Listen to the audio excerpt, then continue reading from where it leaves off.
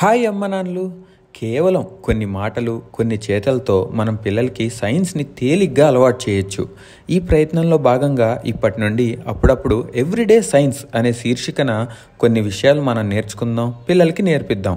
ఒక చిన్న disclaimer, science నేర్పడం అంటే పుస్తకాల్లో ఉన్న సైన్స్ టాపిక్స్ని పనిగట్టుకుని ఎక్స్ప్లెయిన్ చేయడం కాదు. మన చుట్టూ జరుగుతున్న విషయాల్లో ఉన్న సైన్స్ని గమనించే గుణాన్ని పిల్లల్లో పెంపొందించడం. నిన్న రాత్రి రాగి దోశల కోసం పిండి రుబ్బుకొని డబ్బాలో పెట్టి పడుకున్నాము. ఉదయం లేవగానే వంట పని పూర్తి చేసుకున్నాక ప్రశాంతంగా ఓ కప్పు కాఫీ తాగి పిల్లల్ని లేపి దోశలు వేయడానికి వెళ్ళి పిండి డబ్బా మూత తెరిచాను. నిగనిగలాడుతూ మంచి బ్రౌన్ కలర్లో మెరిసిపోతోంది. వెంటనే మూత పెట్టేసి రే ఇది చూడండి రా అంటూ పిల్లల్ని పిలిచాను. వాయు వచ్చి మూత తెరిచాడు. ఫస్ట్ వాడికి పులుస్తున్న వాసన వచ్చింది.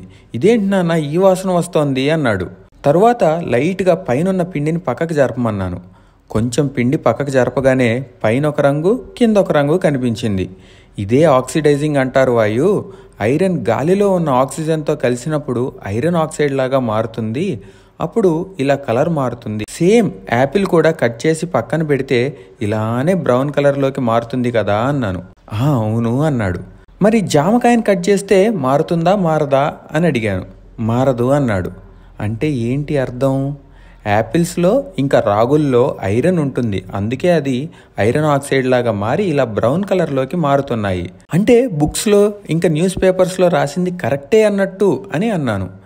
ఇలా చెప్పడం వలన రెండు విషయాలు తెలుస్తాయి. ఒకటి, బుక్లో ఉన్న ఇన్ఫర్మేషన్ను వ్యాలిడేట్ చేస్తున్నట్టు.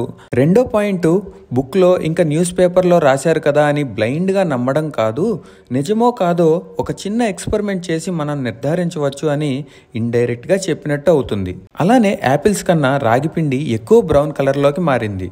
అంటే రాగుల్లో ఎక్కువ ఐరన్ ఉంది అన్నట్టు అని చెప్పాను. ఇంకా పిండిలో పై లేయర్ మాత్రమే కలర్ మారింది, లోపలిది మారలేదు. ఎందుకో చెప్పు అని అడిగాను.